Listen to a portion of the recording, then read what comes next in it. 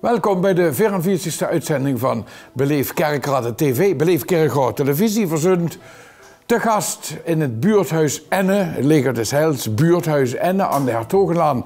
En verkient een interessante lui langs, wie allemaal eigenlijk. Roger Schijven en Huub Schetters komen vertellen over oorlogsmonument in der Bril. Mark Chalier en Melissa Heidenraad over het jubileumconcert van de Sint-Philomena Chevemet. Wim Schaaps, Jos Leemans vertellen over het Nederlands kampioenschap jachthoornblazers binnenkort op Product. Dion Ritte, Peter Thomas over Cantarode, het Koerfestival. Rianne Laumen en Geert van Nuys over de Oostkamer. Ook een soort buurthuis. Hij in ditzelfde buurthuis. En dat gaat natuurlijk over Kerkrade Oost.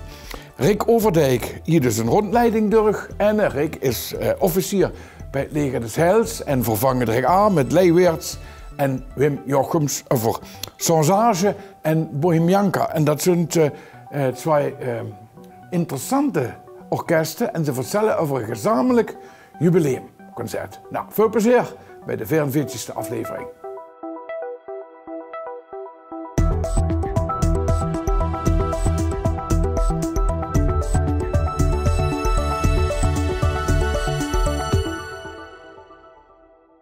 Lei Weerts en Wim Jochems aan tafel. Welkom heren. Dankjewel, dank. Allebei lid van twee bijzondere orkesten. Van één orkest. Oh, van één orkest. Sonage. En? Sansage. Ja. Oh, dus nu snap ik het. En ik speel bij twee orkesten. Ja, maar dan is het nog lid van twee orkesten dan, of niet? Ja. Oké. We gaan het gaan over twee orkesten. En eentje is een echt kerkhuisorkest, kan je zeggen, was Sansage. Betekent... Nou. Oh. Van de muziekschool. Oh. Muziekschool Kerkrade, Landgraaf en Brunsum. Dat is ietsje gemengd. Oh, dus het is zo Parkstad. Voor repeteren wel in Kerkrade, Ja. dat is waar. En de muziekschool in Kerkrade. Maar voor, dit is wat Wim zegt, ja. Brunsum en Parkstad in het algemeen. Ja, en Bohemianka. Ja, dat is de blooskapel van ons. De blooskapel. En dat is wel interessant, wat Sansage betekent... zonder leeftijd, letterlijk vertaald wel, maar de leeftijd doet er niet toe. Ja. Precies. En Bohemianka, dat slaat ook op de muziek die ze maken. Dat is waar. Bohemianka had te maken met het feit dat veel van de muziek Böhmische muziek is. Ja. En veel Mährische korpsen, bands, die eindigen op Anka. Bohemianka, Moravanka, Mistrinjanka, Tufaranka, voor dat beetje gemengd. En wat betekent dat enige, of is dat niet? Ja, nee, dat had ik nooit opgezocht. Ja. Maar het is wel typisch dat veel van die Mährische kapellen inderdaad eindigen op Anka. Moravanka, Mistrinjanka, Tufaranka, noem maar op. En Sansage, dat is een echt orkest voor alle leeftijden. Dus, voor gepensioneerden. Maar het is vooral een seniorenorkest. Vertel, als je het samen een concertje hebben. Ja, dat kan omdat we dus beide vertreffen elkaar elke zaterdag tijdens de repetitie van Sonage in de muziekschool. En voor bestond beide 10 jaar, 2 lustrums. Lustra moet ik eigenlijk zeggen, Latijn. Hè. En toen hadden we ons voorgesteld, zo we net samen gaan kennen door de gelegenheid van het 10-jarig bestaan. Ja. En toen hadden we een gesprek aangevraagd met wethouder Slangen. En dan hadden we dat vuur gelaten. Ja. Hij was meteen enthousiast. En dan hadden we gekozen voor de 8 juni, Pinksterzondag, om dan gezamenlijk optreden te verzorgen op de Madekerk van Sonage en Bohemianka samen. En dat gaat dus nu binnenkort gebeuren. En jullie dan ook echt samen spelen of is het een na het ander? Een na het ander, vertrappen af met Sonage. Wij beginnen, ja. Een concert senioren voor senioren. Ja. En we hebben een breed repertoire, geen harmonierepertoire, maar een beetje populair van alles gaat. André Rieu zal ik maar zeggen, tot en met, wat ze tegenwoordig bij de populaire muziek rekent. Ja. Dat is wel leuk. Ja. En wie werd ze nu lid van Sansage? Nou ja, ik ben gevraagd, niet vanwege mijn muzikale kwaliteiten, maar vanwege mijn lijftijdingen. Dus nee, ik zat bij de muziekschool, ik had les genomen. En toen zei een kameraad van mij, kom ook bij Sansage spelen. En dat heb ik gedaan. En dat bevalt heel goed. En als wat? Als tenorsaxofonist. Ik begon als altsaxofonist, maar ik ben nu tenorsaxofonist. We hebben heel veel altsaxofonisten, dus ik maak dan plaats voor de dames. En, wie kunt dat dan, dat zoveel alt-saxofonisten hadden? Is dat... Een populair instrument. Dat is een populair instrument. Denk het, ja. Misschien het Kenny Dulfer, wie weet. Ja. Kenny Dulfer. Nou, als ze lesgeefsnummer begint ze meestal met altsaxofoon. Dat gaat lichter. Ja, precies. En tenor gaat zwaarder, maar ze gaat meer lok zetten. Ja. We zijn trouwens begonnen met 12 man destijds, 10 jaar geleden. Ja. En inmiddels zijn we uitgegroeid tot een volwaardig orkest van nu 30 man. Dus dat is wel een ontwikkeling geweest. Hè? Mannen en vrouwen, hè? Ja, en waar speelde dan overal dan? Ja, dat kan in zorginstellingen zien, dat kan in... Maar die gaan nog sommige... Of gaan die zeggen, daar hebben we nog nooit van gehoord. Wie kent dat dan? Dat is zo... Nou, wij zitten vooral in, als wij uitvoeringen geven, in verpleeghuizen, zorghuizen, dat soort gelegenheden. Dus ja, wij komen niet zo vaak in het openbaar, zal ik maar zeggen. Ja. Maar tegen de tijd dat ze zelf in een zevenzorghuis komt, dan komt ze ons wel tegen. Maar dat doe ik nog even, denk ik. Hè? Dat zal nog even doorlopen. Ja, dat valt wel met. Ja. Met Boom Janka spelen we ook gespeeld, we het vaker, misschien wel een keer of 15 tot 20 per jaar. Ja. En heel vaak zijn dat dezelfde soorten optredens bij dezelfde soort instellingen, maar we spelen ook voor patiëntenverenigingen. Dinsdags bijvoorbeeld spelen we in Münstergeleen. Er is een Parkinson Café, die bestond 10 jaar. En dat is dan een patiëntenvereniging, is dat onze doelgroep. We spelen ons vaker voor mensen die bijvoorbeeld visueel gestoord zijn, problemen hebben. Dus mensen die niet goed zien. We spelen ook heel vaak voor speciale doelgroepen, mensen die ziek zijn. Ja. En dat vinden we leuk om te doen, want het is meestal een heel dankbaar publiek, hè, Wim? Ja. Nou, hartstikke mooi. Nou, dat Boom Janka, dat is de muziek, ja, die is böhmisch, mährisch. En zoals is van alles gaat. Maar geen echte harmoniemuziek. Geen harmoniemuziek. Maar nee, precies. We spelen wat walsen, we spelen wat Glenn Miller en van alles wat ertussen zit. Ja. En dat maakt het sound, een beetje klassiek. Ja, en dat maakt het zo leuk, want dan krijg je allerlei stijlen. Dat is heel divers, ja. Dat is ook leerzaam. En de samenstelling is senioren, mannen en vrouwen, is dat nog een... dat is geen issue, van allebei. Van allebei en iedereen kan nog lid werden. Ja, we hebben natuurlijk wel, je hebt wensen, een kriegswiste bezetting. Ja. En bijvoorbeeld nu afgelopen zaterdag, even wel een leuk verhaal. We hadden behoefte aan een trompetist, aan een of meer trompetisten. En kunt een meneer, die had zich al aangemeld bij Wim, want Wim is contactpersoon, had zich bij Wim aangemeld. En dan kwam soms weer naar de repetitie. Hoe ga je met trompetbureaus beginnen? Dat kent ze misschien, dat Joost Schulthuis, kent ze? Ja. Dus Jo had zich bij ons nu aangemeld. En dat deed het volgende concert, deed hij zelfs al niet. Ja. Nou, hartstikke goed hoor. Ja. Nee, maar mensen kunnen zich aanmelden, maar het moet passen in het orkest. We hebben al heel veel klarinetten en saxofoons. Ja. Maar een goede bas. Kan nog wel erbij. Basbas of zoiets. Basbas. Nou ja, durf je toch een oproep hebben. Piccolo. Basbas. Alle bestbassers opgelet. Prima. Ja. Nou, hartstikke goed. Veel succes met dit gezamenlijk concert. Ja, dankjewel. Met Pinksteren. Ja, Pinksteren zonder ook om lekker met de terrasjes. Ja. Nou, 1:30 begint het, maar dus die details zal nog wel volgen. Ze kennen het trouwens ook op zo'n en nog allemaal websites. Ja, kan ze opzoeken. Ja. Komt allemaal in beeld. Goed zo. Heel veel plezier. Dankjewel. Bedankt voor het leuke gesprek. Sander Heijwoord. Ja, graag gedaan voor de kans gekregen om een beetje te promoten. Natuurlijk. Dat vind ik hartstikke dank daarvoor. Hè? Ja. Wim. Zeer bedankt. Ja, graag gedaan. Heel veel plezier. Want dat is het allerbelangrijkste met muziek. Dankjewel.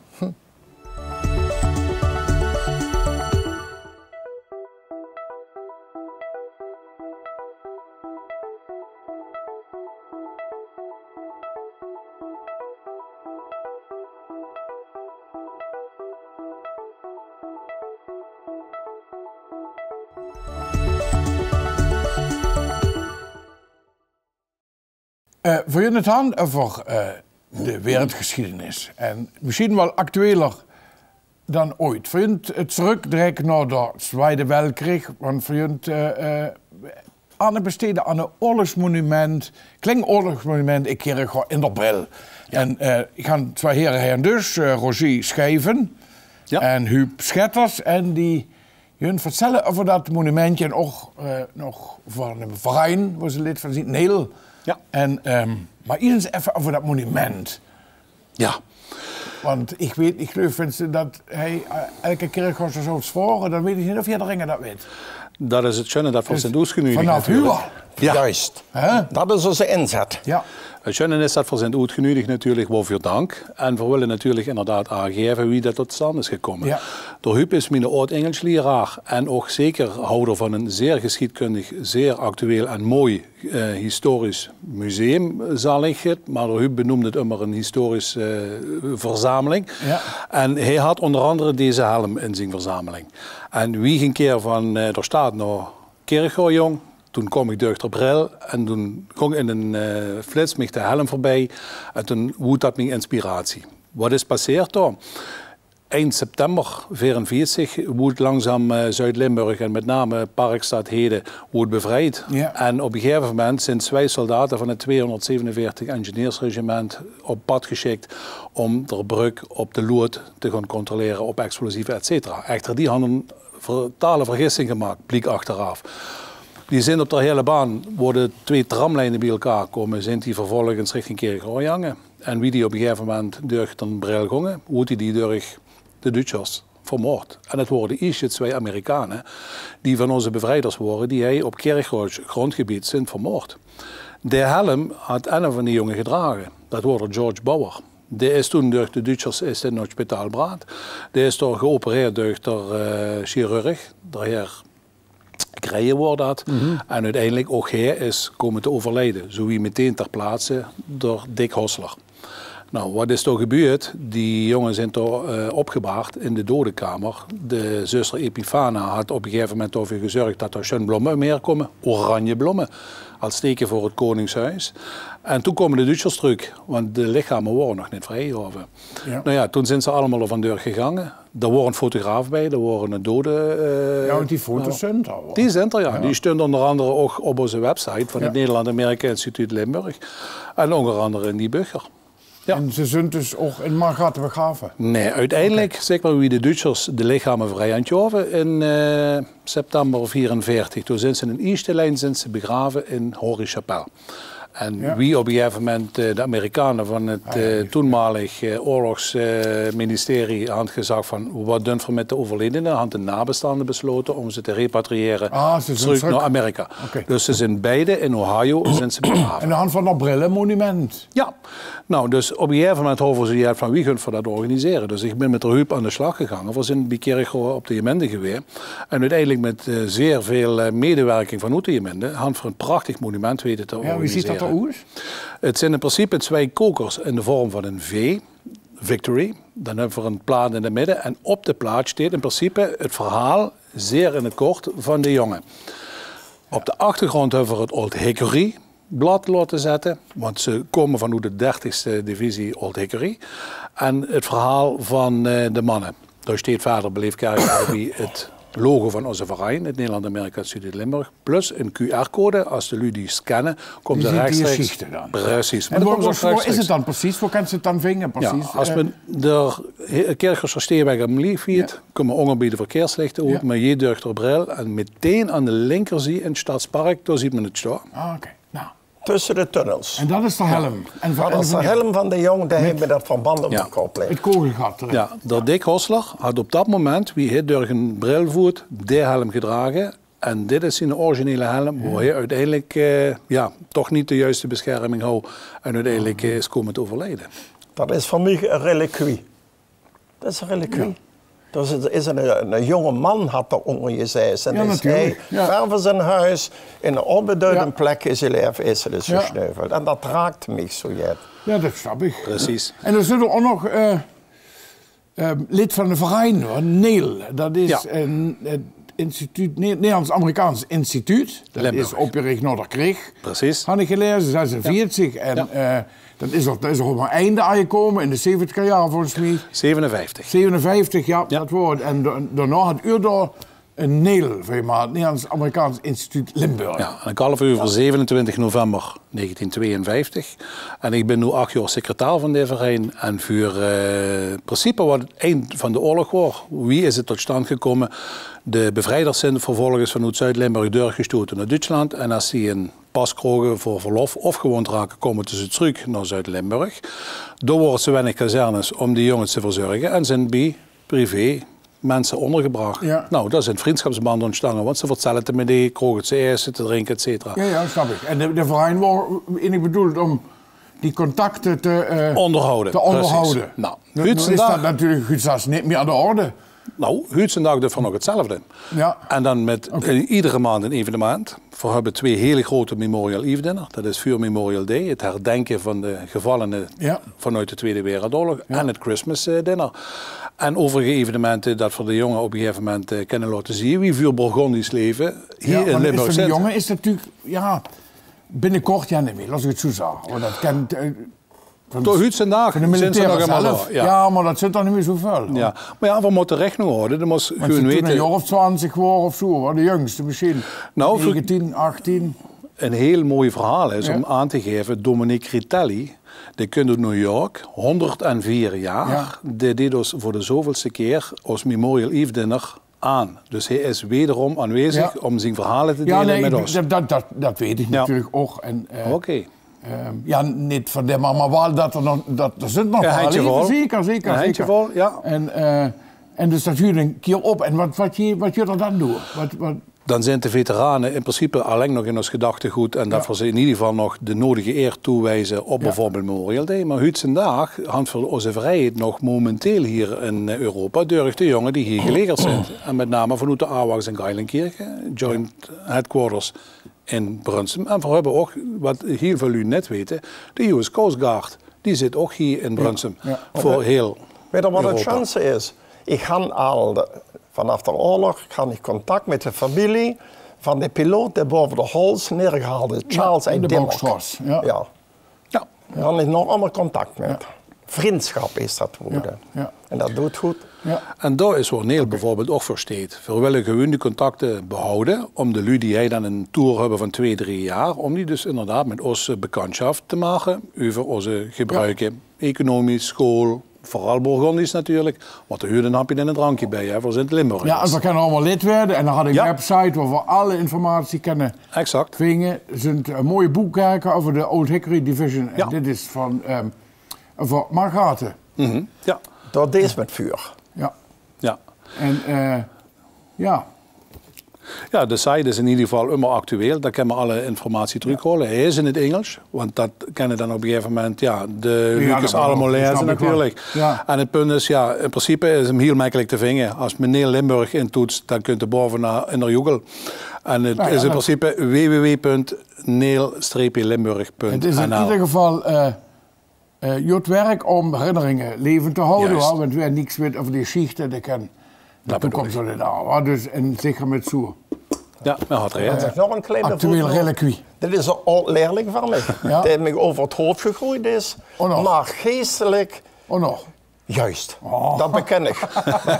Of van twijfelen dan de geestelijke vermogens. En hij noemde idealisme over. Ja. Een andere generatie en daar ben ik erg blij mee. Ja. Heel gedreven. Ja. Nou, heel veel succes dan met het joodwerk. Dankjewel. Dankjewel dat voor heel daarvoor te zien. Ja, je door zo's. Ja.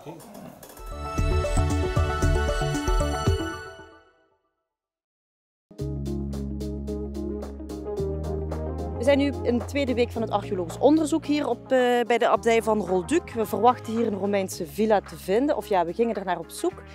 En we hebben hem ook gevonden, dus we zijn heel erg blij. In deze put kwamen de eerste sporen aan het oppervlak nadat we de put hadden aangelegd. En die dateren uit de Romeinse tijd. Dus het bevestigt ons vermoeden dat hier een Romeinse villa moet liggen. Het ligt er, dus dat is echt helemaal fantastisch. Dit is een bijzondere vondst voor Kerkrade in die zin dat er weer iets toegevoegd wordt wat terugkijkt naar hoe Kerkrade er in het verleden uitzag en wat iets vertelt hoe mensen hier in het verleden geleefd hebben. Naast dus Romeinse sporen, dus de resten die mensen ook in de bodem hebben achtergelaten in de vorm van kuilen, funderingen, komt er ook heel veel materiaal aan het oppervlak. Dus wij vinden aardewerk, natuursteen. De sporen worden volledig gedocumenteerd, gerapporteerd. En dan kunnen we van dit stukje kerkrade een verhaal schrijven wat hier nu juist gevonden is. En dat gaan we natuurlijk allemaal mooi in afstemming doen met de projectleider van het Levensbomenbos hier in Kerkrade, zodat we zoveel mogelijk aan de belangen van elkaars disciplines kunnen tegemoetkomen. De plek waar het gevonden is, kunnen we juist zien dat de twee mooi naast elkaar kunnen bestaan. Dat een deel kan terugkijken naar archeologie en dat verder Levensbomenbos mooi aansluit bij de groene ligging waarop we hier zitten. Ja, zo ga je kijken hoe krijg je een ideale mix van natuur en cultuur.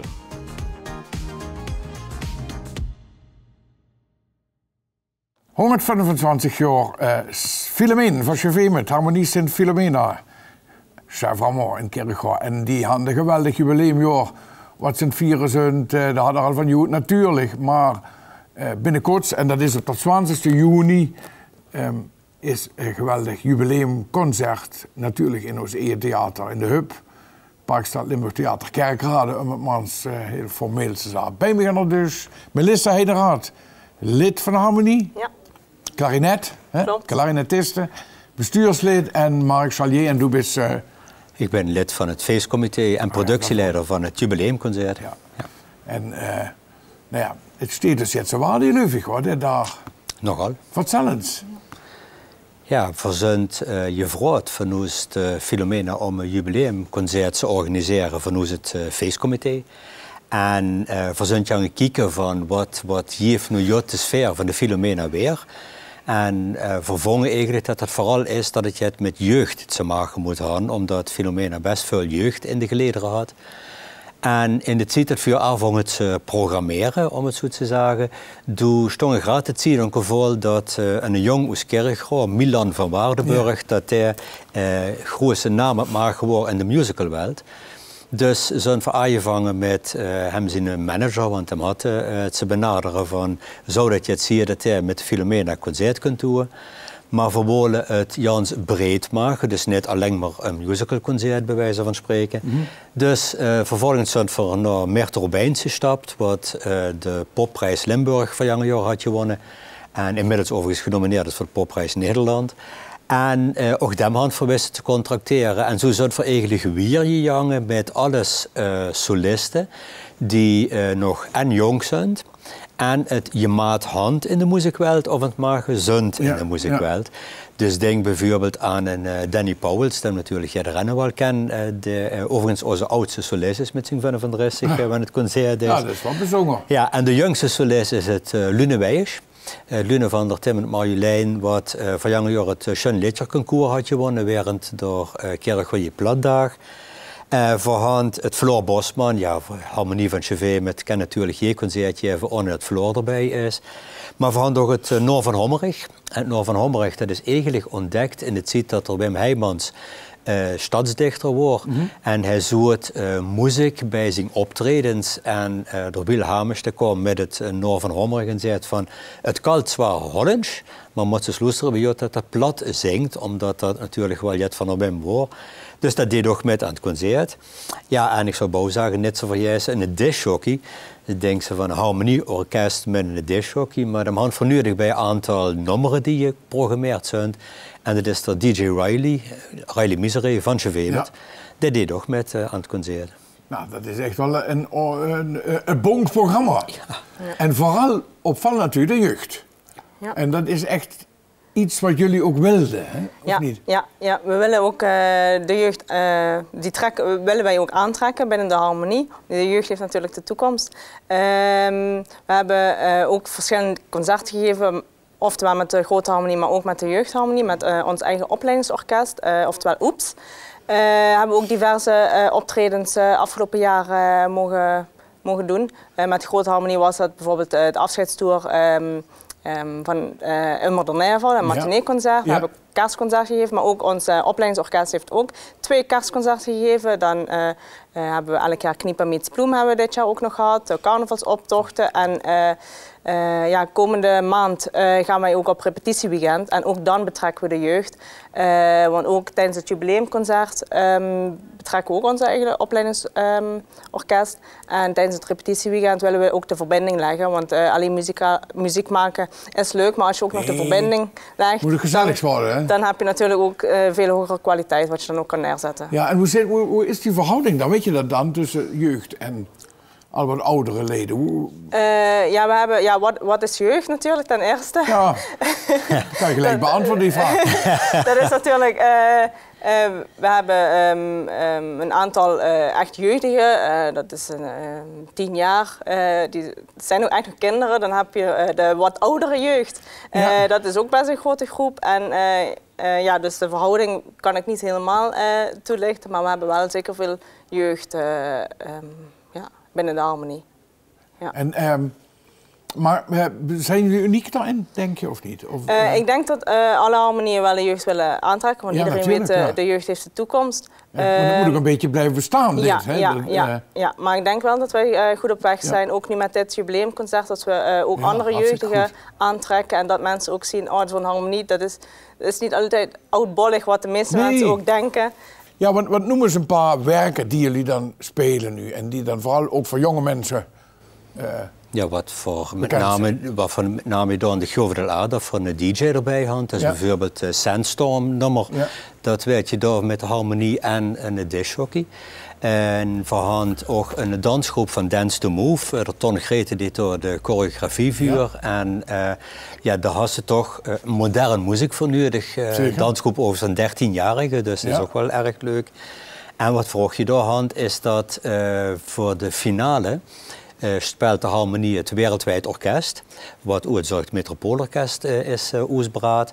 En daar had Maurice Henze, onze stadsdichter van deze moment, had een nieuwe tekst opgemaakt, zodat alle solisten daar aan mee kunnen doen. En dat is een ode aan het WMC worden, waarbij dat ook in alle talen gezongen werd. Er werd Hollands, Plat, Frans, Engels, Duits, alle talen komen aan bod om ook dat internationale karakter van het WMC gestalten te geven. En ja, Daddy Pauwels bijvoorbeeld, daar verwaarde de lui een bepaald repertoire van. Maar bij ons in het concert zingt op de melodie van November van Robin Heijzen, zingt een tekst over de Philomena, over het 125-jarig jubileum. Ook overigens van de hang van de Maurice Henze. Dus het is echt ganz erg gevarieerd. Het kunt toch gewoon, ik zou bijna zeggen, een traditioneel harmonie. Overture kunt er ook bij, uiteraard. Dus jansbreed geprogrammeerd. Ja, zeker, je wilt het ook huren. Ja. Dat, ja. En ja, nu hoeft natuurlijk dat de jeugd in zo'n orkest kunt en bliet, maar ook dat de jeugd in de zaal kunt, of de jeugd. Ja. Het jongere publiek. Ja. En we hopen dat sowieso te bereiken door de programmering. Ja. In de komende weken zal er overigens ook via de social media nog de artiesten nog toelichten, zodat jij erin weet dat het een jans gevarieerd concert werd. En in de finale nummer Wereldwijd Orkest speelt bijvoorbeeld ook het opleidingsorkest met. Ja, en dat zijn echt de finale nummer. En dat zijn echt de allerjongste. Ja, precies. Ja, precies. En dan kunnen we de keertje krijgen op de website. Website van PLT, plt.nl. En ja, de harmonie bestond van jonge jaren, met 25 jaar. Dus ze zijn van 1899. En vervolgens het wel een ludiek idee dat de intrittsprijs €18,99 is. En dat, voor jij daar rennen. Ja. En Jan zegt veel plezier. Ik hoop dat er een uitverkocht huis had. Ja, we zijn het heel op weg. In juni. Vandaag nog het kaart. Heel veel plezier. Succes. Ja, 125 jaar Philomeen komt naar het theater. Dankjewel. Dankjewel.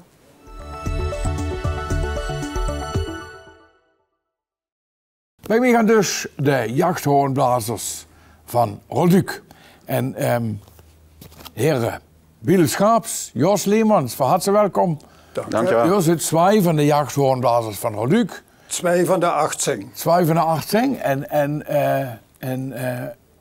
een verein die al 60 jaar bestaat inmiddels. Klopt. En misschien dat veel u ook wisten dat er verein bestaat, dat denk ik wel. Maar voor u ons alles hier in korte tijd wisten over laten we ons wennen met wat is nu jachthoornblazen. Ja. Ja, jachthoornblazen. Ik zet me wel even de rode af. Ja, zet maar af. Jachthoornblazen, dat is een traditie die al heel wat jaren besteedt. Al in de 17e eeuw geloof ik dat al. Ja. Maar het is allemaal begonnen ooit als signaalhoorn. En in de verre oertijd had lui ontdekt natuurlijk. dat ze op Sowjet blazen kan. Die worden hol en...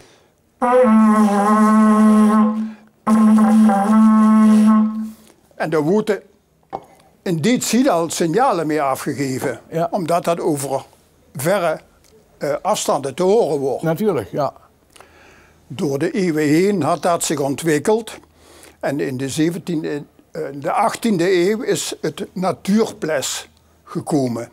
En het natuurpleshoorn, dat wordt bedoeld om de jacht in goede banen te leiden. Jos kan misschien het vertellen over dat het toen geen mobieltje hoeft. Nee, tegenwoordig als we met elkaar willen communiceren, dan gebruiken we daar de telefoon voor. Ja. Maar destijds, zoals Wiel al zei, wordt dat gebruikt om over langere afstanden te kunnen communiceren. En dan is er bijvoorbeeld een afspraak over als ik dit speel, dit melodietje. Signalen worden het, hè? Dan beginnen we te jagen en dan laat voor de hung los. En met dit signaal weten ze van, hé, er zijn wel varkens in de buurt, let op. Ja, precies. En dan op een gegeven moment gewoon vanmiddag eten. We gaan dus nog het eten, dus we hebben allemaal honger. En dan komt het signaal allemaal verzamelen, zum essen. En je zult ook merken dat de signalen die we benoemen, die zijn allemaal Duits benaamd. En dat komt omdat met name de huidige jachthoorntraditie een Duitse aangelegenheid is. Dus met name ook de signalen hebben hun oorsprong in Duitsland. Ja. Maar in Engeland is het natuurlijk ook niet vreemd, hoor, denk ik. Ja, de Engelsen had niet zo'n traditie. De Fransen daar is eigenlijk een Duitse traditie en een Franse traditie. Ja, ja. De Fransen die blazen op de trom de chasse, dat is een instrument dat steekt de D. En dat onderscheidt zich, dat is ter grootte van dit ongeveer, maar dat had hele vibrerende materiaal, waardoor ze een hele specifieke klank is. Ja. De Duitse traditie die werd meer geblazen in de Duitsstalige landen. En Polen, Oostenrijk, Zwitserland. En vooral waar gejaagd werd, hoor. Ja, maar dan de Duitsstalige landen voornamelijk. Daar werd de Duitse traditie geblazen, ja. En hoeveel van die signalen bestond er dan eigenlijk? Ja, dat want is... is een repertoire. Ja, dat is een boekwerk. En dat boekwerkje, daar stond zo'n 30 signalen in. En dat zijn de traditionele signalen die dan ook tijdens de jacht geblazen waren. Ja, en ik ga die woordjes, die moeten ze allemaal uit de kop kennen. Ja, klopt dat? Die moesten allemaal uit de kop kennen. En dat is natuurlijk, er zijn veel signalen die komen veel aan bod, omdat die echt tijdens de jacht nog gebruikt werden. Wat voor ons namelijk een voornaam gebruik is dat ze na de jachtdag het bemachtigde wild, de laatste eer betoont. Precies, ja. En elk stukje wild heeft dan zijn eigen signaal. Dus elk soort wild? Ja, voor het ree, voor het hert, voor het zwijn. Elk wildsoort had zijn eigen signaal. Interessant. En dan had ze ook nog voor avondeten, middag. Ja. Ik ken zo trek het signaal van de vuur je Klaas Bergkring bijvoorbeeld. Nou, ik ken bijvoorbeeld wel laten huren zum essen. En dat spelen we dan als we bijvoorbeeld middagpauze maken. Ja. Zullen we dan eens even blazen? Ja, dan is het signaal zum essen.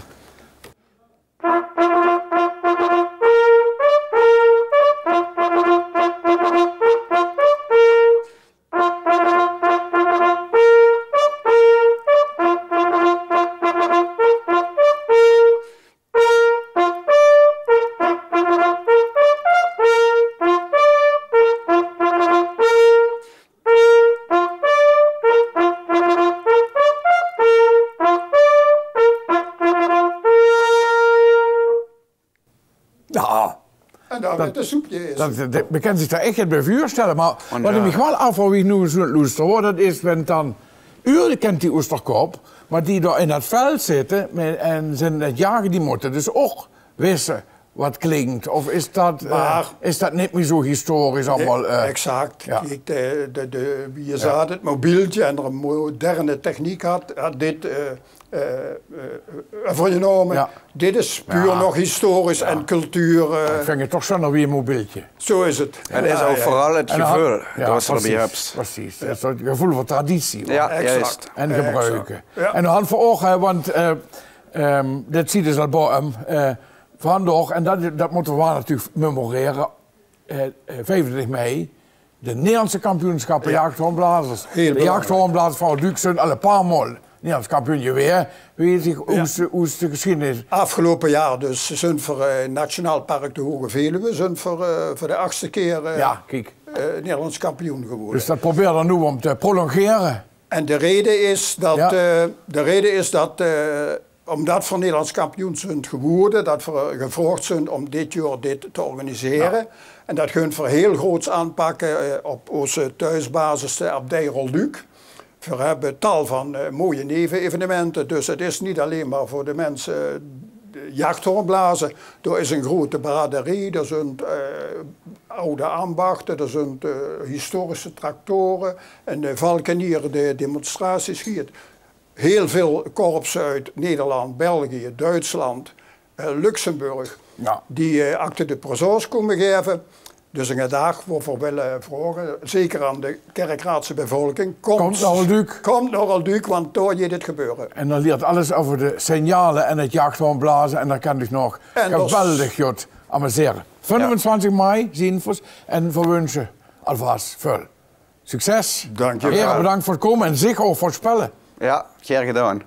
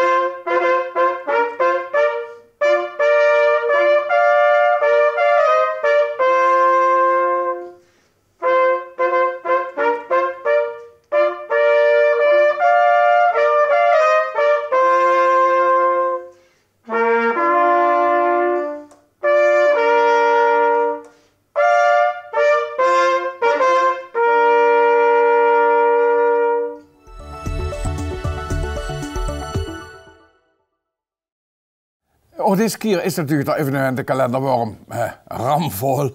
Dus we nemen een paar dingen op en dan de rest vindt er op de website. Vrijdag 9 mei, vrijdag de 9 mei, Roda JC Kerkhout tegen Eindhoven. In het stadion uiteraard. En dan op 18 mei, Spel zonder grenzen op de Maat. Om 11:30 begint dat. 24 mei op zaterdag om 11 uur is een inspiratiedag op de natuurbegraafplaats Eigelshof in Egelsen. De 25 mei is in het centrum Koopzondag. Dan is ook op dezelfde dag de Terwinseler Straatmarkt. Begint om 10 uur. We hadden ook een hele gezellige bingo op het hei in Enne. Dat is op de 30 mei. En daar kan men mee door voor 2,50 per persoon. Natuurlijk met de allerschönste prijs. Voor een totaaloverzicht kan dat natuurlijk terecht op de website www.beleefkerkrade.nl/agenda. En natuurlijk, wenn er nog het aan te melden had, doet dat ook via de e-mail. Kan dat beleef@kerkrade.nl. Evenementen voor de maand mei nog en ook voor daarna natuurlijk.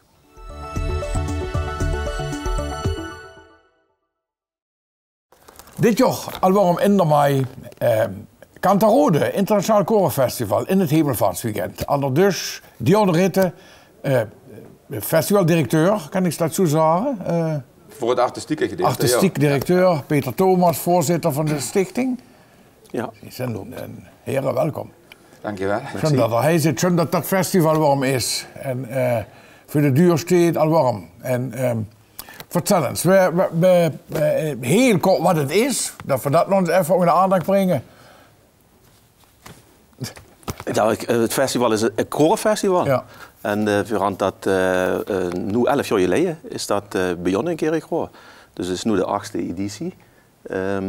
Vorig jaar hebben we het 10-jarig gevierd. Dat hebben we heel beperkt door, omdat we ieder 2 jaar een festival aan. En een festival is wedstrijden voor koeren, internationale koeren.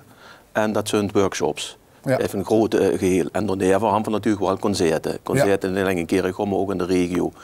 Maar voor handje daar als stichting, wie dat 11 jaar geleden, de Jon had dat idee een keer gepresenteerd ooit bij de gemeente Kerkrade. De Jon kent dus de koren weer natuurlijk als dirigent. En om toch een impuls te geven ook aan de koorzang. Niet alleen Kerkrade, in de regio. Koorzang is natuurlijk allemaal een pijler weer van het hele culturele leven. Zeker, ja. Alleen zie je er veel veranderingen in die koorwereld. Dan ben ik het niet alleen over de kerkelijke koren, maar ook in de wereldlijke koren. Ook een stuk vergrijzing. En mensen internationaal de ontwikkelingen zien. En dat er Dion natuurlijk met zijn contacten en wie er Dion dat ook om had lossen zien, is er toch nog wel van alles in de wereld wat op korengebied toch vernieuwend is. Nou ja, dat proberen we met zo'n festival ook te lossen zien aan de lui van Kerkrade, van de Klankstad. Ja. En dat is het bijzondere van dit festival. Ja, maar het is een vrij uniek festival, toch? In dit land bedoel ik. Het klopt, verzint het enige koorfestival in Nederland met deze statuur, met deze opzet eigenlijk. Ja. En die opzet die is bijna 8-9-ledig, van heel veel verschillende onderdelen in de 4 dagen dat het Kantrode zich afspeelt. En dat is natuurlijk 2 competitierondes. Dat is voor de deelnemende koren dit jaar 11 koren uit 8 verschillende landen aan deelnemers zich met een verplicht programma en een vrij programma moesten presenteren. Maar de neerverhand voor een Meezingproject. Dat start dit jaar op de woensdag 28 mei met de Duitse dirigent Jan Schumacher. En die werken woensdag de hele donderdag door. En dat repertoire werd dan gepresenteerd tijdens het openingsconcert. Ja, en daar kan ze zich voor opgeven. Daar kan ze zich allemaal voor opgeven. Elke zanger is welkom. Elke zanger is welkom. Ja, en wat willen ze zingen? We zingen deel klassiek, Psalm 42, Wie der Hirsch schreit van Mendelssohn Bartholdy. En een hedendaags stuk, Vanitas Vanitatum, die je inmiddels ook bekend. Ja, inmiddels wel. Van het grote oratorium van de Amerikaanse componist Dan Forrest. Ja. Het je de ijdelheid, dat past op zich wel in de Amerikaanse actualiteit. Op dat zou ze zoeken en zien, maar toen wordt het stuk al geschreven voordat het naar voren kwam. Het wordt stuk al bezig. Maar goed, dat is dan de presentatie van die 2 stukken bij het openingsconcert. En dan even hand voor een jeugdkorenkliniek. En dat hebben we 2 jaar geleden de eerste keer gedaan. Dat is eigenlijk een heel groot succes geweest. Die presenteren zich ook met het resultaat van hun clinic dit jaar onder leiding van Virginia Bono uit Argentinië. Die presenteren zich ook tijdens het openingsconcert. En we hadden de vorige keer gemerkt, omdat alle deelnemende koren en het publiek allemaal in de zaal zitten, wie dat overgekomen is. Dat gaf ook al meteen een ongelooflijk leuke sfeer in de zaal en betrokkenheid vanuit deelnemende koren en publiek. En na de pauze presenteren alle deelnemende koren zich met 1 stuk. Ja, dus dat is een opening. Dat is de opening van het festival. Openingsconcert. Op Hemelvaartsdag in het theater. Dus dat is een keertje wat ze krijgen. Maar dat is natuurlijk wel een hele goede indruk dan van het festival. Omdat al die koeren zich ook presenteren. En dat is een hele sfeervolle avond. Ja, en die wedstrijden zijn ook openbaar toegankelijk. Zeker, zeker. Want dat is op de vrijdag en op de zaterdag. De Janse dag, dat begint het morgen zal. Ik kan ze een beetje vergelijken met de concertwedstrijden van de WMC in de Roodal. Zo hadden we dat op de vrijdag en de zaterdag in het theater. En ja, er zijn door keertjes wat ze krijgen, dat is gewoon toegankelijk. En dat is een fantastisch evenement om mee te maken, want dan zien ze pas verschillende variaties van koeren, van culturen, wie die zich presenteren. En die presenteren zich voor een jury, dat is een internationale jury. Ja, dat is niet zomaar, ze doen nog voor de echt dit wel. Ja, dat ook natuurlijk, het is een competitie. Voor punten, voor competitie, ja, de verbroedering en... Nou, maar toch denk ik dat het voor iedereen, niet alleen mensen die meer in de vakwereld zitten, maar voor iedereen heel interessant is om elke 20 minuten een nieuw koor voorbij te zien komen met een nieuw repertoire enzovoorts. En van heel verschillende landen, want van echt dit jaar Amerika, Zweden, Slovenië, Zwitserland, Oostenrijk, Wit-Rusland, België, Oeganda. Dus in dat opzicht is het, los van dat het competitie is het gewoon een palet aan koren en koormuziek, wat ze binnen een paar uur door kan beluisteren. Verplichte nummers? Nou, we hadden niet echt een verplicht stuk, zoals het wel in heel veel ja, dat is allemaal hetzelfde zingen. Dat is nee, dat niet het geval. We hadden ervoor gekozen om elk koor een compositie te laten zingen uit het land van herkomst na 1985 gecomponeerd. Ja. En dat levert dus, dat is ook daar heb ik met juryleden natuurlijk ook over gehad, omdat dat nogal afwijkt van het traditionele verplichte werk. Maar het is nou net heel interessant, want zo komen we in contact met heel veel nieuwere composities. Dat is zo'n uitwisseling. Ja, precies. Ja. Maar dat bedoel ik met de verplichting. Dat is een verplichting, dat zie je dat reglement van dat festival. Dat moet ze vuur bereiden. En dan had ze natuurlijk ook een vrij programma. En dan had ze nog een soort concert. Nou ja, van op de vrijdagavond. Vorige keer hoorde dat Foutjes Eet. Ja, ook, dat is het slotconcert. Eerder een concert op de vrijdagavond. De regioconcerten. Dan kunt dus de koor de regio in Wittem, Kloosterkerk, Romeung, Beek, Landgraaf. Dus op 5 plaatsen geloof ik. Het zijn dit jaar regioconcerten gekoppeld aan lokale koren. Dus ook weer voor een stukje fijne verbinding. En dat is wel een hele succesformule gebleken. Die worden heel goed bezocht. En wat voor 2 jaar geleden de keer gedaan is een Kant- Kerkrade evenement. Dat de deelnemende koren en alle koren die willen een keer gekomen en 3 keer optreden op gekozen locaties in de stad per toerbeurt. En dat eindigt dan op de markt waar al die ruim 400, 500 zangers samen kunnen zingen. Dat is een nieuw element, ja. Ja, dat is toch een groot festival in Werden, of je woorden. Is het dat? Het is wel. Het is een flink internationaal festival. Ja. En ik hoop het gaat over het slotconcert. Ja. Daar kunnen we het kringetje rondmaken. Dat was Foutjes Eet 2 jaar geleden, is het niet echt onbekend, zeg maar. Nee, dat de koorwereld, is het wereldensemble. Ja. En nu Kindver, de Ringmasters. Ja, dat is heel leuk. Dat is een kwartet van 4 jongens uit Zweden die inmiddels onder de vleugels van Foutjes Eet zich verder ontwikkelen. En die gewoon een keer bij een festival in Vaison-la-Romaine in Frankrijk. En toen stonden die 4 jongens aangekondigd en het was, om goed Nederlands woord te gebruiken, omwervend. En dat amfitheater in Vaison, zo de 5000 lui, die worden helemaal door het dolle heen. En het leuke is dat een van de zangers had met zijn koor in 2022, As Kalpella uit Zweden, Cantarode gewonnen. Oh ja. Dat is op de zondag, het slotconcert. Want er zijn dus keertjes nog voor te krijgen, maar dat loopt wel, en moet ik zeggen, heel snel. Omdat dat had toch een naam in de koorwereld. En goed, de vrije voor Jan zeg ik ook, want dat is, de prijsuitreiking is dat je weer. Ja. Dan is dat toch wel een hele ontladende sfeer natuurlijk. Ja, van al die dagen wat die koer had met je door de competitie. En dan de sfeer, je hebt dan eerlijk weer in dat slotconcert. En dat is in feite het slot van de 4 dagen intensief met koormuziek bezig, zie je. Ik wil er gewoon ook bij zeggen dat we in ieder geval ook bouwen, we zijn met de bestuur van 7-8 maanden. Maar dat we natuurlijk wel bouwen met veel vrijwilligers. Ja. Van toch een 50-tal vrijwilligers die heel enthousiast betrokken zijn bij onze organisatie. En daar zijn we Jans vroeg met. Ik ken nog niet. Ja. En die doen dat ook heel vrijwillig, ehrenamtelijk, zoals je dat Duits dat zegt. En fantastisch. Ja. Dat draagt ook bij aan een sfeer van samenhorigheid, wie die vrijwilligers allemaal metwerken aan dat festival. Om ook dat voor de Klankstad Kerkgroot te doen. Kortom, het Hemelvaartsweekend staat in het teken van de koormuziek. Zo is dat. En van de verbroedering en de verbinding in het algemeen, hoor, kan je zeggen. En dat willen we toch allemaal hier een keer in de Klankstad. Absoluut. Heel veel succes. Dankjewel. Merci. En ik hoop dat het storm loopt. Dankjewel. Dat zou mooi zijn. Dankjewel.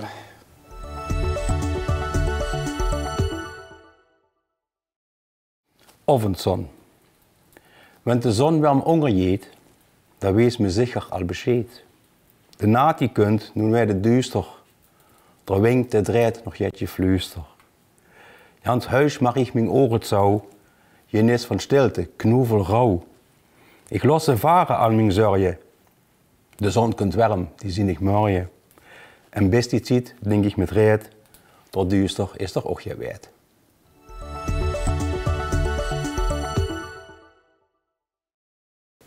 We kunnen het gaan over de Oostkamer. En wat dat precies is, dat Rijk Huren, want bij mij aan het dus zitten. Rianne Loumen, gebiedsregisseur Oost van de gemeente Kerkrade Oost, dat is hij.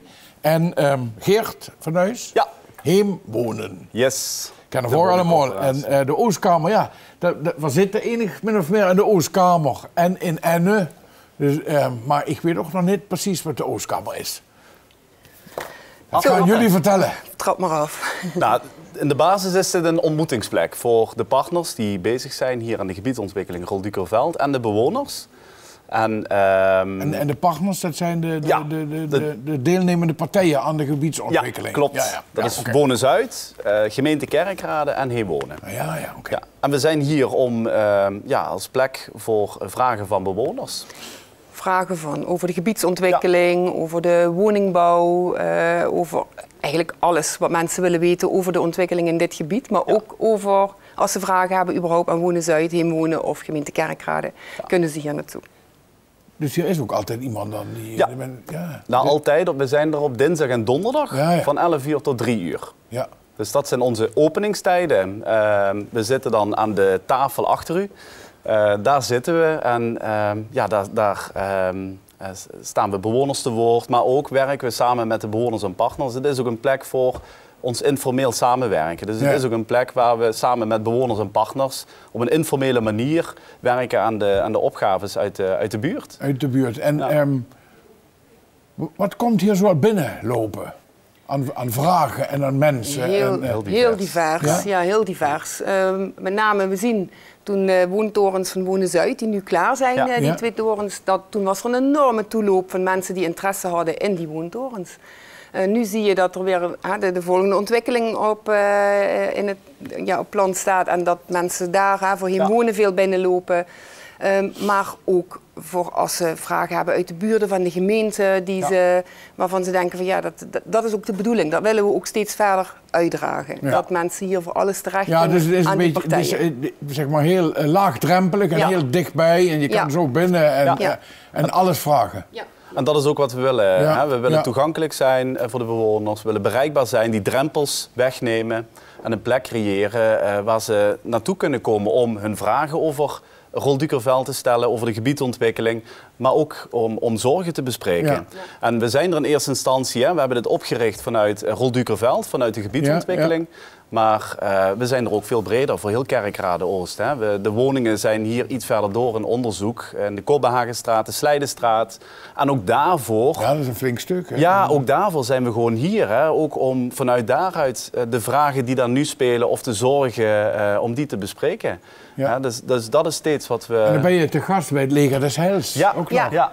Nou, dat is wel heel leuk, want er is natuurlijk altijd wel wat reuring. Hè? Weet je, er is een fijne dynamiek hier, vind ik. En wat we ook zien is dat het als voordeel heeft dat mensen die hier binnenkomen, die komen hier met een vraag, is het toch makkelijker binnenlopen. Hè? Als je een vraag hebt aan een van de partijen, die zien hier ook wat er gebeurt. En dat het gewoon ook een fijne plek is om gewoon binnen te lopen en een kopje koffie te drinken. En hoe kom je aan die naam Oostkamer? Ja, dat Kerkrade Oost begrijp ik, maar Oostkamer. Dat hebben we eigenlijk een beetje herleid van de Zuidkamer in Geleen. Ja, geïnspireerd door, hè? Ja. En in Geleen, zei je? In Geleen is de Zuidkamer en dat is gewoon een heel leuk concept. Dat is nog wel iets verder vormgegeven als hier de Oostkamer, maar daar zijn wij wel druk mee bezig. In het kader van wijkgericht werken om steeds vaker, steeds meer zaken daaraan toe te voegen. En te kijken of er vanuit andere afdelingen bij een gemeente ook mensen gewoon eens een spreekuurtje kunnen komen draaien, zodat dat voor de bewoner gewoon makkelijker toegankelijk is. Klopt. Ja, nou ja, dat is hartstikke mooi. Dus we zijn er ook voor alle vragen. Hè? Dus het is ook gewoon belangrijk voor bewoners. Het is niet per se dat je zegt, ik heb een nieuwe woning nodig of zo, dan kom ik. Of, als een bewoner die vraag heeft en hij heeft zoiets in ons landschap, hè, want we realiseren ons ook dat we als gemeente, als woningcorporaties heel veel doen, heel veel aanbieden, maar dat het voor bewoners ook niet altijd even duidelijk is bij wie moet ik nou zijn. Niet. En ook, en je wil ook niet van loket naar loket gestuurd te worden. Dus wij helpen bewoners ook graag verder als bewoners ook een andere vraag hebben die niet gaan over de gebiedsontwikkeling, maar die wel zoiets heeft van, wat moet ik met deze vraag? Kom naar ons toe en we helpen iemand heel graag verder. Nou, hartstikke mooi. Ja. Ik hoop dat het storm loopt hier en dat dit ook een klein beetje bijdraagt aan de bekendheid dan. Ja, dat met name. Ik denk dat dat heel belangrijk is, dat mensen het moeten weten dat het punt er is en dat ze daar gewoon binnen kunnen lopen. Ja. De vraag stellen, een kopje koffie drinken, een beetje kletsen en wijzer worden. Wijzer worden. Dat is de buurtkamer Oost. Ja, want vaak uit dat kopje koffie, uit dat informele samen zijn, dan hoor je ook sneller wat de echte zorgen en de opgaven zijn in de buurt. Dus dat is wel wat wat belangrijk is en wat werkt. Ja. Nou, even succes. Dank je. Mooi initiatief. En nou ja, wat ik al zei, ik hoop dat het echt... dat mensen de deur plat lopen. Wij ook. We doen het graag. Ja. Oké, dankjewel voor het gesprek. Ja, dankjewel. Dankjewel.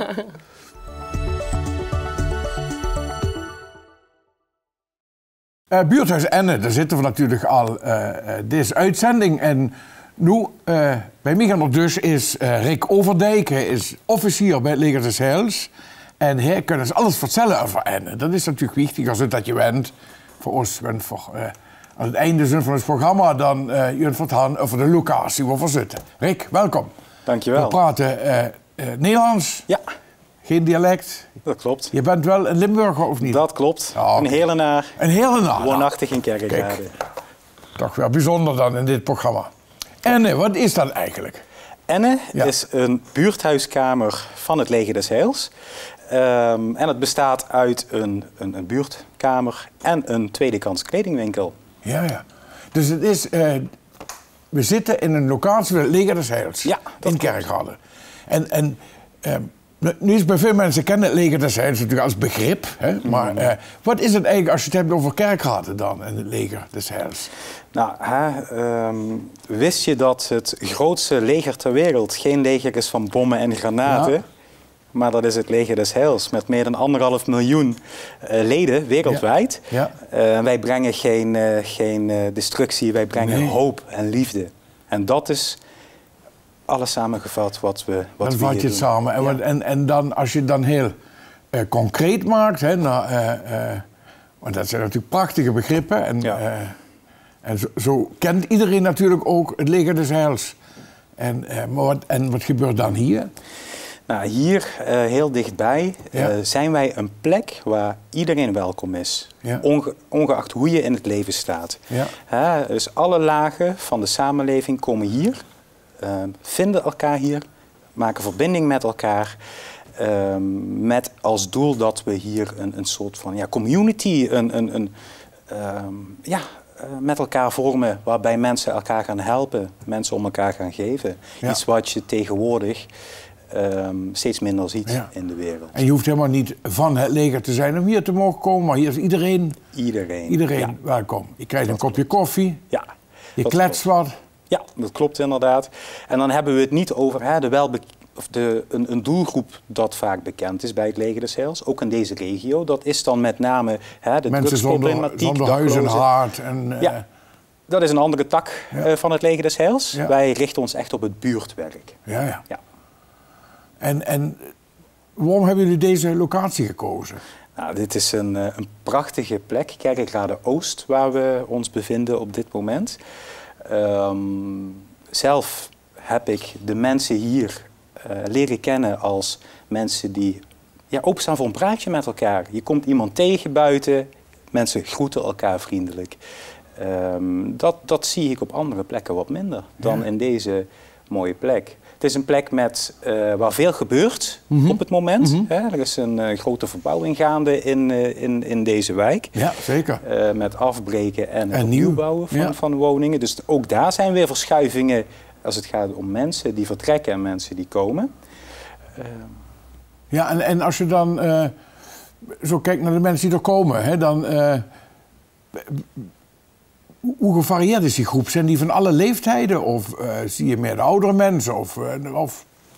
Nou, wij zien voornamelijk 30-plussers op deze plek. Yeah. Zo nu en dan ook een wat jongere doelgroep. De stagiaires waar we mee werken bijvoorbeeld. Die nemen ook weer vriendjes en vriendinnetjes mee. Maar als het gaat om aanbod in Kerkrade voor de jeugd. Er is pas een gloednieuw jongerenhonk geopend in het centrum. Er is redelijk veel aanbod hier. Dus wij focussen ons dan op de 30-plussers. Yeah. En dan zie je dat echt mensen uit alle lagen van de samenleving hier naartoe komen. Niet een specifieke groep bijvoorbeeld. Ja. En je hebt ook een winkel? Ja, dat klopt. En daar zien we ook wel beelden van tijdens het programma. En dat gaat vooral over kleding, hè? Ja, dat klopt. Ja, kleding, schoenen, hoeden, items. Mensen kunnen hier hun gebruikte kleding, goede kleding, langsbrengen. Ja. En dan krijgt het een tweede leven. Ja. Op die manier is ook een stukje duurzaamheid. Ja, dat is natuurlijk fantastisch ook. Ja, zeker in tijden zoals nu, dat we het milieu vinden we heel belangrijk. In plaats van dingen weg te gooien, krijgt het dus een nieuw leven. Dan zien we bijvoorbeeld mensen die een partner verliezen en die de kledingkast nog vol hebben liggen. Dan kom je weer dan heb je met mensen te maken die met verdriet lopen. Een hele stap om dan de kleding van je partner weg te doen.